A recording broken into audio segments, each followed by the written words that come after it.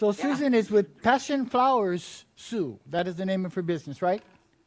Okay. Well, actually, that's kind of her handle for Instagram and for Facebook. Oh. She is a wonderful influencer who has done a great deal through social media to educate new and designers new and old. I mean, she has inspired many people and has become quite the influencer. She has a huge following.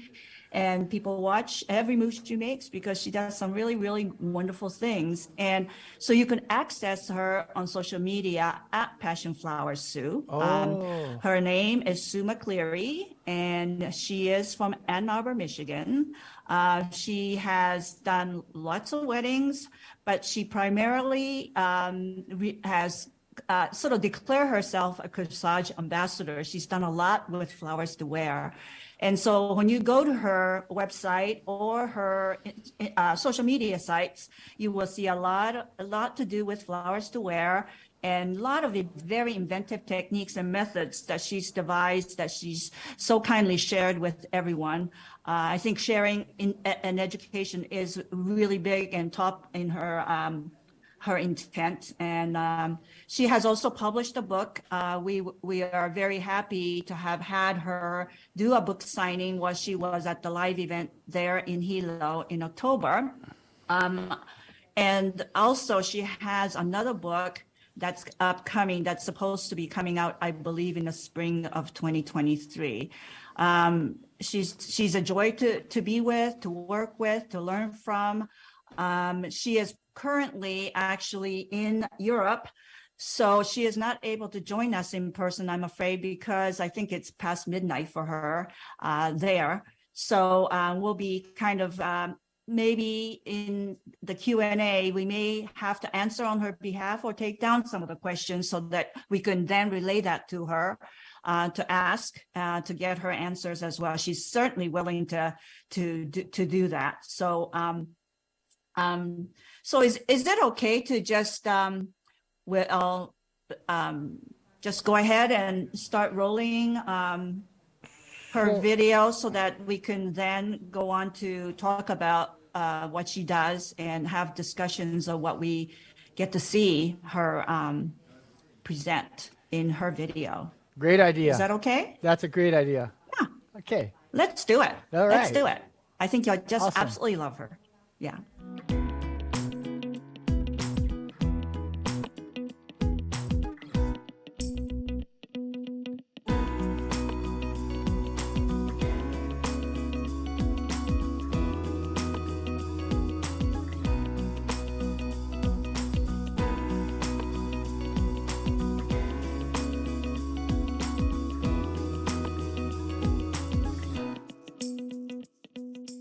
Hi, I'm Susan McLeary. I'm here in Curtistown in Hawaii at this beautiful Oncidium farm to learn more about the Greenpoint Oncidium orchids.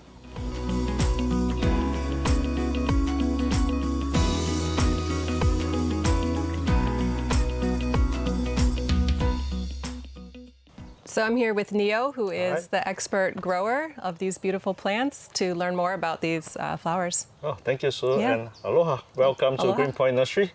Yeah, so we have another location here in Curtistown, and what we grow over here is mainly Anthurium soup, but also we just started a new project with Oncidium. And this is a new variety that we grow. It's a lemon green, and we call it, you give a Hawaiian name, we name it Oncidium Mele Mele. Mele Mele. Yeah. So, and we have about 4 houses now growing Oncidium and on Mele Mele, and then we have another 4 houses growing just a regular Gao Ramsey, which is the first generation Gao Ramsey that you saw in the market. Yeah. So this is relatively new. Yeah. So what I meant in the first generation on the Gao Ramsey, on Oncidium, is this Gao Ramsey here. This is the first generation Gao Ramsey that most of people grow in Asia. And this is the hybrid that came from Singapore and made in Singapore. So but it popularized in Asia, especially in the Japan market. Yeah, people like the yellow flower. So this is the first generation of Oncidium, and this is the 4th generation of Oncidium. Wow. And the main difference is this one has the red marcation. It has a and- red-brown marcation, and this one has none. Yeah. And what we found also, this new variety, has a longer shelf life too, a base life, about 1 week more than a regular one. Wow. Yeah, a regular oncidium maybe lasts for a week, and this will last you for 2 weeks. Wow. Why do you think that is? It's Just that the fleshier? genetics, it's better genetics right now. Yeah, whoever breed this variety, I think he using a better plant with better genes, a better selection. Yeah, so he able to make a stronger plant. Yeah. So I can show you more if you walk up here. Thank you. So we usually grow these plants for about 5 years. Then we have to replant. Yeah. So they produce about 5 stems a year. 5 stems a year. Wow. Yeah. So as you can see, every bulb will give you 1 spray. Yeah, 1 spray from every bulb. So as long as the plant keep making new bulbs, when this one is done flowering, we harvest. This bulb will give you a new kiki. A new shoots will come out from here. Kiki means young, yeah, children. A young shoot here, and that shoot will give you another flower. Yeah. So this is how this plant produce. Wow. Yeah.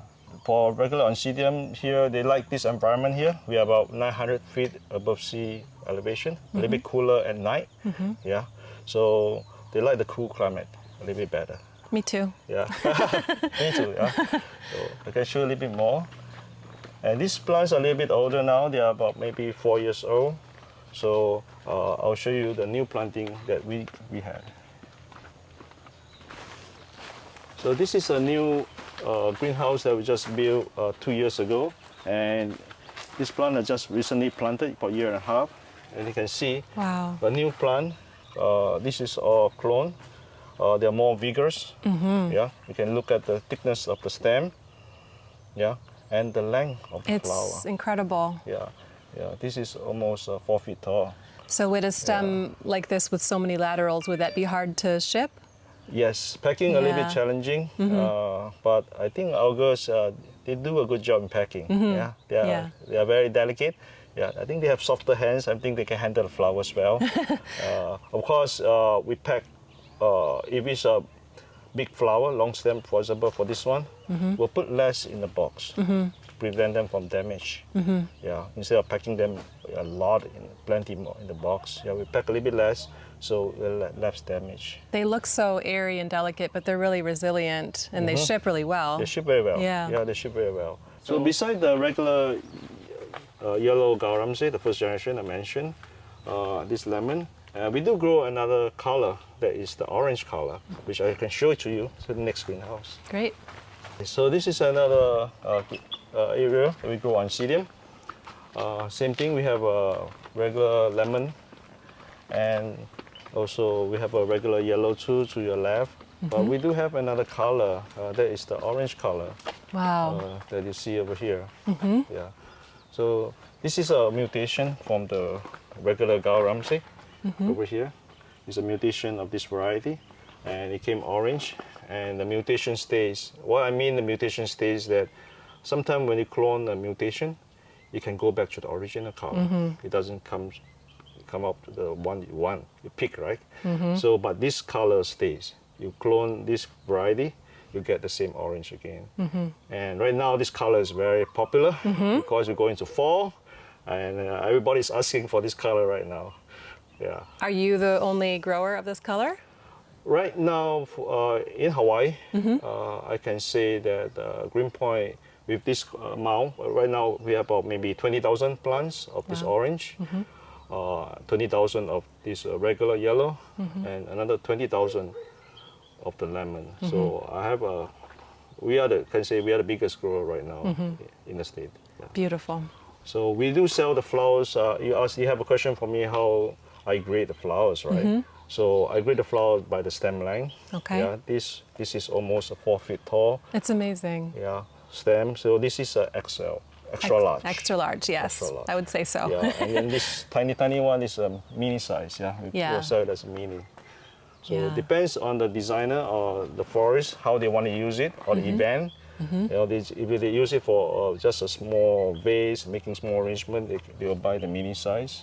Yeah, but they're making big ones, big arrangement. Yeah, they have to buy the big one. Yeah, it's stunning. Longer size. Yeah, It's stunning. longer size. Wow. And will a plant make as many large? I mean, are there plants that It depends on the kind of grade themselves? fertilizing, or the nutrition you gave to a plant, and of course the age of the plant too does have an effect on the stem length also. Yeah. So can you tell me about this? This is kind of a mutation of the mutation. Yeah, you Really just cool. found a new variety, Sue, a new color. So yes, this is a mutation of the orange. So any plants, when you do cloning, you will get sometimes mutation, and this is how it happens. Yeah. So yes, this is a variety that we're watching right now, and the color is very bright, very, very bright. And I'll try to put it in a lab and I grow more for you then. Sounds good. Yeah. Looks like the bloom size is a little bit larger as well. Oh, you noticed that? Yeah. Yeah. Yes. It's amazing. Yes. That's a winner, I think. Oh, thank you. Thank you. Thank you so much for showing me around. you're welcome. I can't wait to work with these flowers this weekend. They're gorgeous. Yeah. Looking forward to seeing you at the event. Thank you.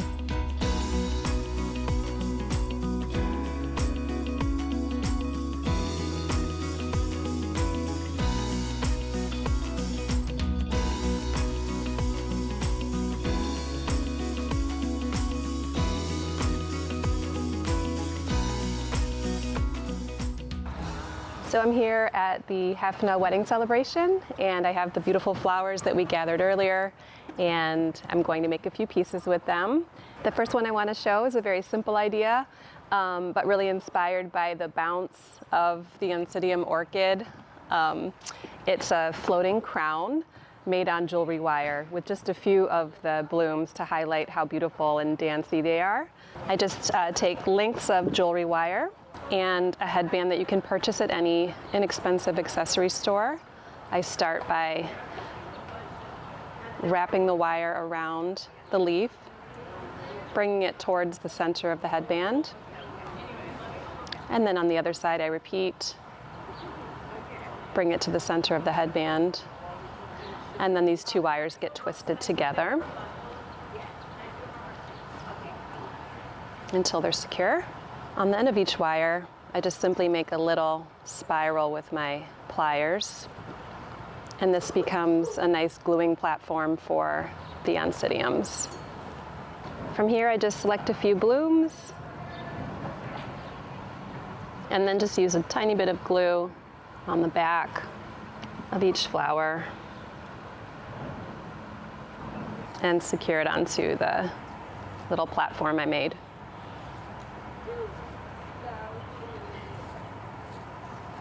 And then when you're done, you have a very simple, airy crown that really highlights how special these little orchids are.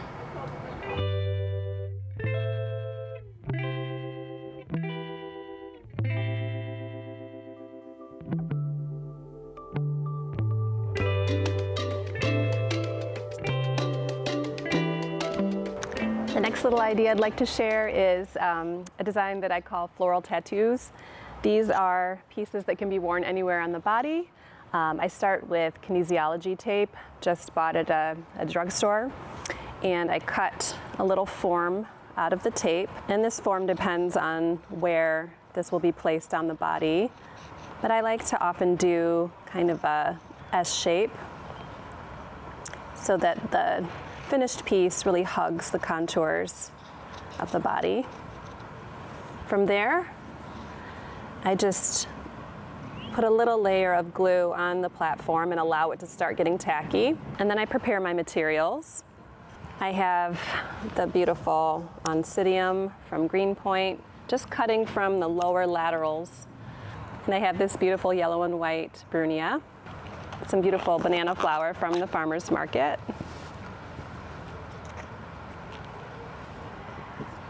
So it's just as simple as choosing a little element that really hugs the curve that I've cut and placing.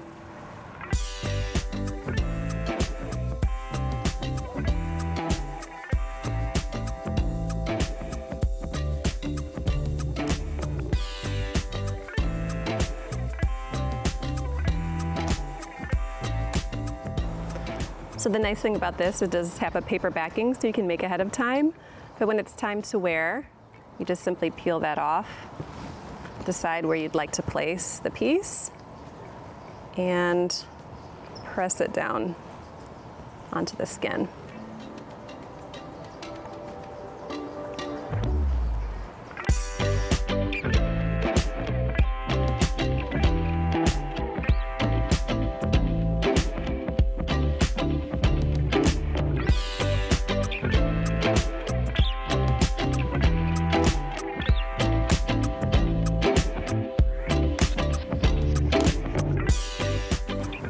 So next I'd like to show you a shower bouquet that I made with 3 of the beautiful elements that I fell in love with during my stay in Hawaii. The first is this very young palm flower that has a natural cascading form, which was really inspiring and beautiful to me. And then the white dendrobium that I threaded onto wire, and the yellow oncidium with that natural kind of bouncing, cascading shape. I cut sections of the palm bloom, and using a 20 gauge wire, which this is not, I wired each individual section so I could work with them more easily. For the orchids, I cut them off the stem. This can be done quite a few days before.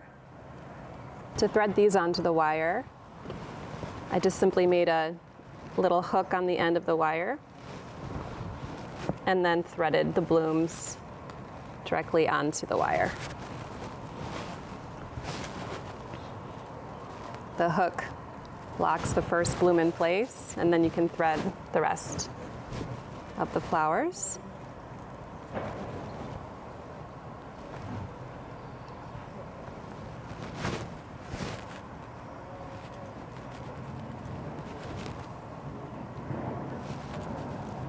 Then I just simply added all of the wired elements to my hand and kind of tucked them into the palm flower. And with the orchid, using its flexible stem and just guiding it through that natural armature that the palm created.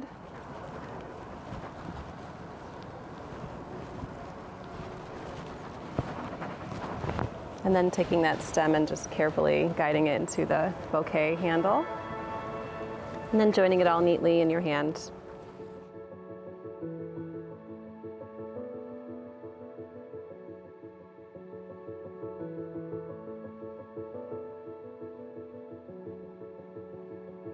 I like the simplicity of this bouquet, and I think it also highlights some of the really unusual and special things that are only available here.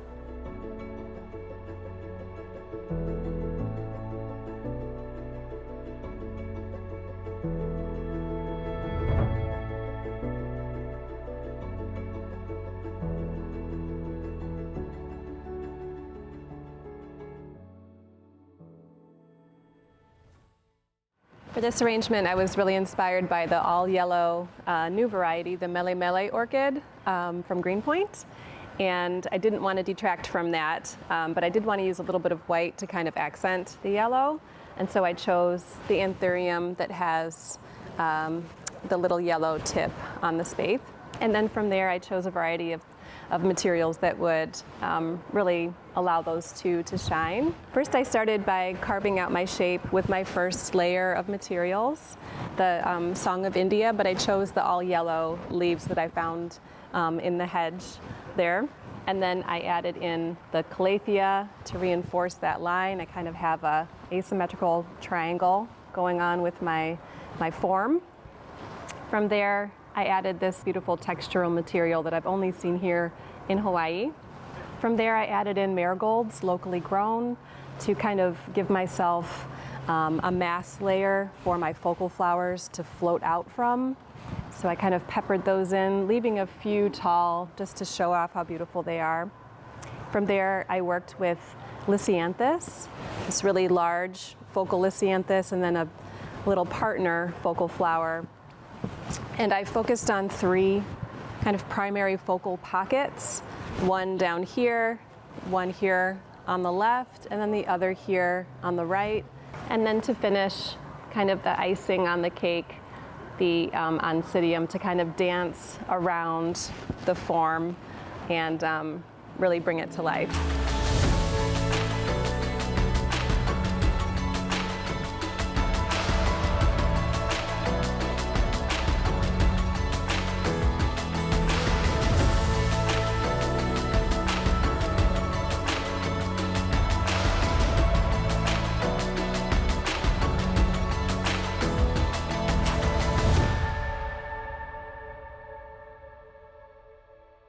So this is one of my favorite designs to talk about. This is what I call a versatile garland. I make this by laying out a length of chicken wire long enough for the table the piece will be presented on. And then I stuff the chicken wire pretty full with sturdy foliage that I know that won't wilt. So for this base, I used podocarpus. Podocarpus also has a very sturdy spine, so it provides the structure with a lot of strength and a lot of stability. So you can carry this piece into an event and place it on the table easily. From there, I used a palm bloom. These are little sections of a bloom kind of like this. Trimmed off little pieces and inserted it into the chicken wire structure. From there, I added a little bit of Song of India. I tucked in these locally grown marigolds. I made this 3 days ago and it hasn't seen water since I made it. So you can see how resilient these flowers are. And that's exactly why I chose them. When I design without a water source, I want to make sure I'm using materials that will last the length of the event, and also materials that I can design ahead of time so that I can work efficiently. The beautiful calathea, I wired some of these blooms because I wanted to really show their contours. They have such an expressive formation, so I just threaded the blooms directly on the wire, and then I was able to manipulate their form. And the last, the icing on the cake again, the beautiful all yellow Oncidium orchids that kind of dance and float over the piece. And those are water tubed and tucked directly into the structure of the chicken wire.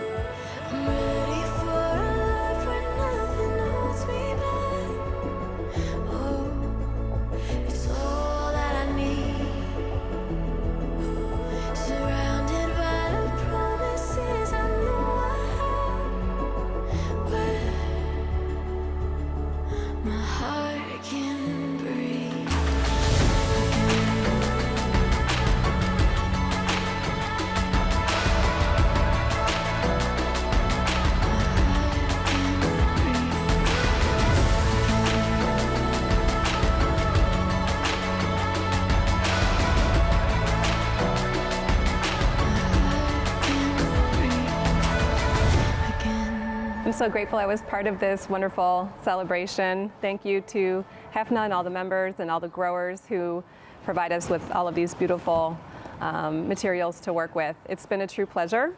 I hope you liked the ideas I shared with you, and if you have any questions about how they were made, I'm happy to answer at any time. Just reach out.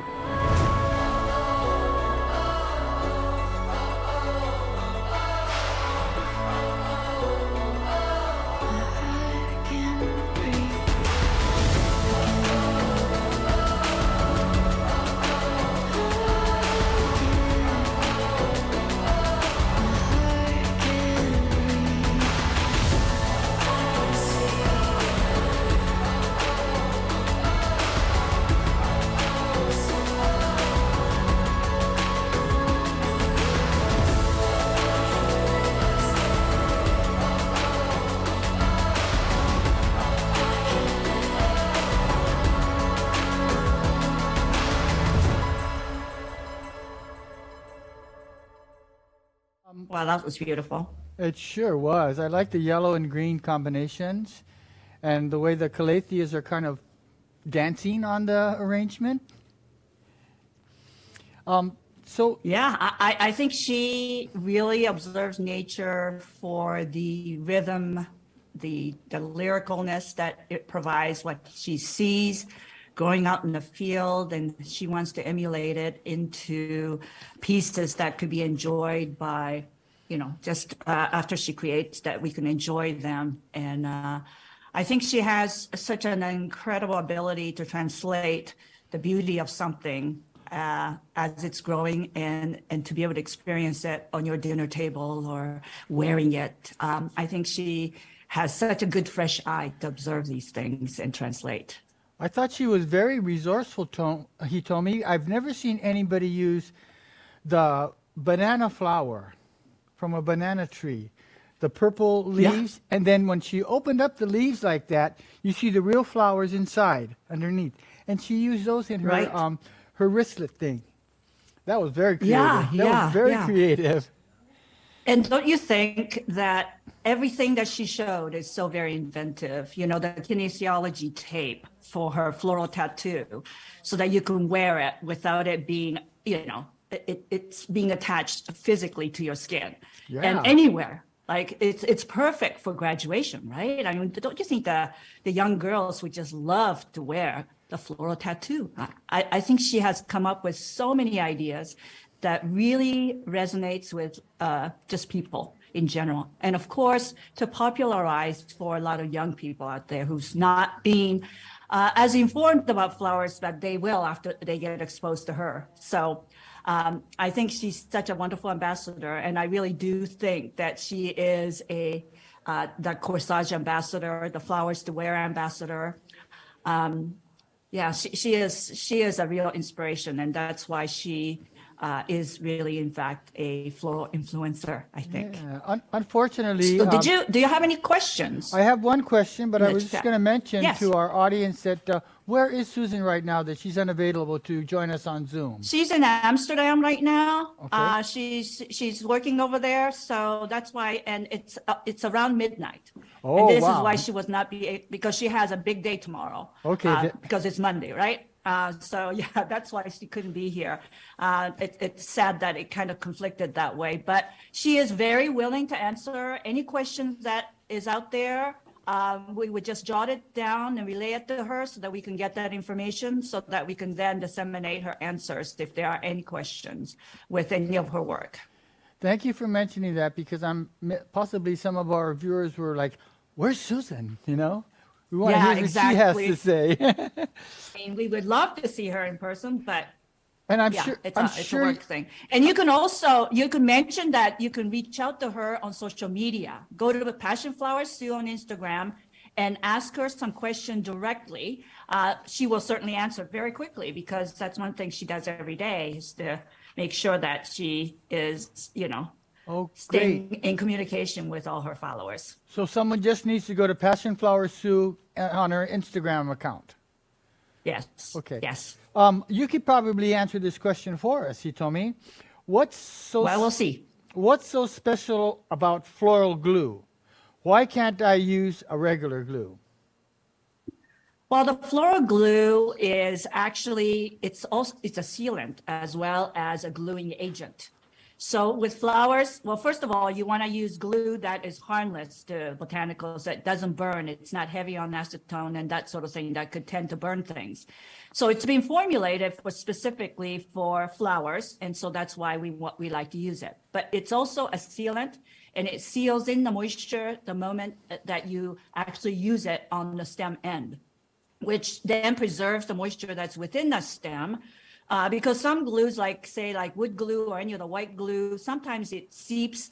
It's not a glue that seals. It actually seeps into the stem. And as much as it seals, I think that sometimes could be a little damaging. And so that's why floral glue is very purposeful for on both ends of a sealing, so that it contains the moisture that's within the stem, and also it's been formulated so it's not harmful toxically, at least to the flower itself. It doesn't damage it. I've noticed that not a lot of the designers are using the small little round U-glue. You know, is that still There's popular? U-glue or glue, yeah, U-glue is still very popular, but it doesn't always work in Hawaii, especially because of your humidity. If Ah, it's humid, it can come off, or if it gets wet, it comes off. And so it's sometimes a quick fix on the mainland when there's no humidity, and that you can then stick a leaf to a leaf or things like that with U-glue.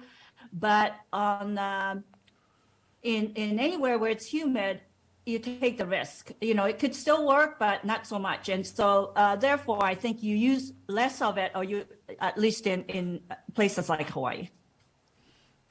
It's still very popular though, because Oh. it's a quick fix to everything. yeah, I just It's didn't become a see, household item. I didn't see anybody using it this time in the last couple of days. I don't think it was necessary. Everybody had other means of getting their job done. So that's good. That's good. I mean, it just goes to show you there is life without U-glue.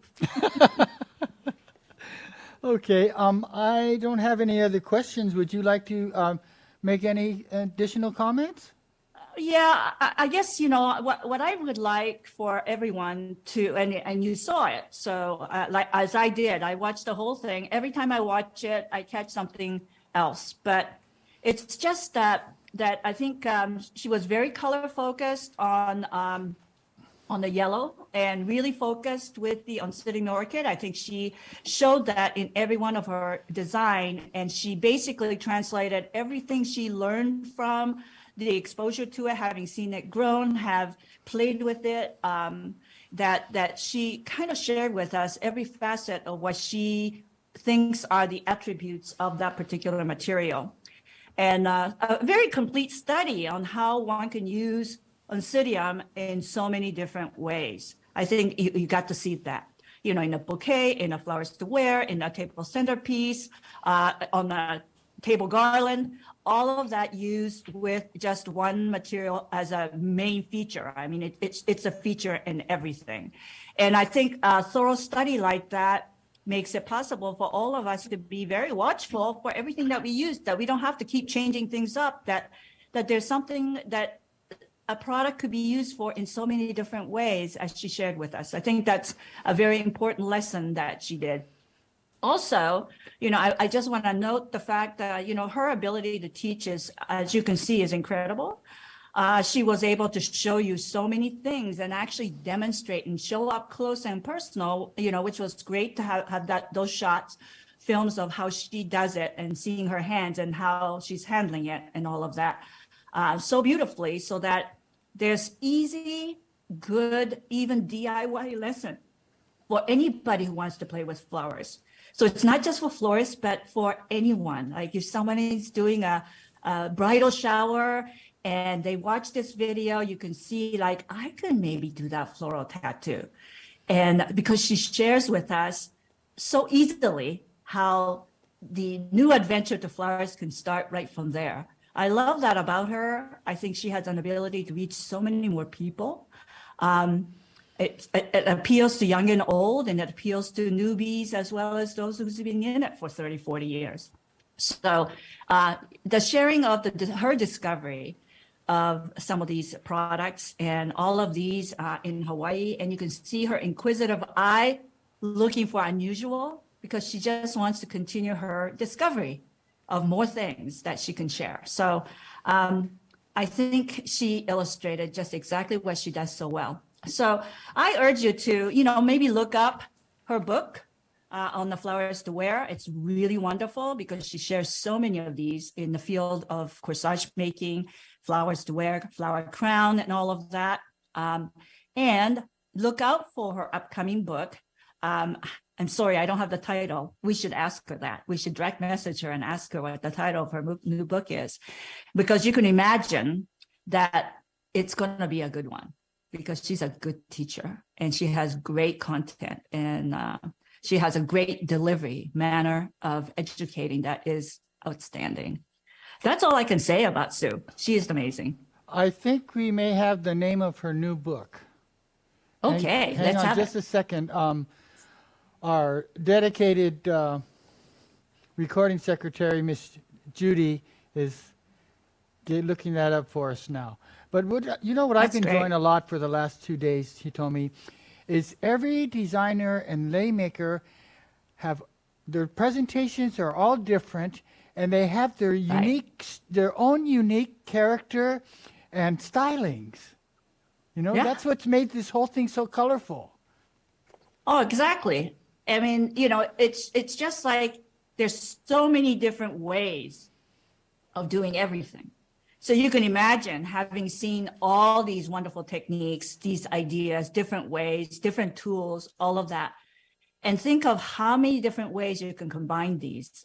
You know, you can have 500, 600 designs that you can concoct out of what we've seen in the last day and a half. It's amazing. It's amazing. It's really a mind-blowing process. And it's also a great connector of all the growers and breeders combined. I think this is just creating this wonderful sharing community. Okay. I have a name of her upcoming book, which will be available February 7th of next year. Oh my gosh, coming up. And it's called Flowers for All.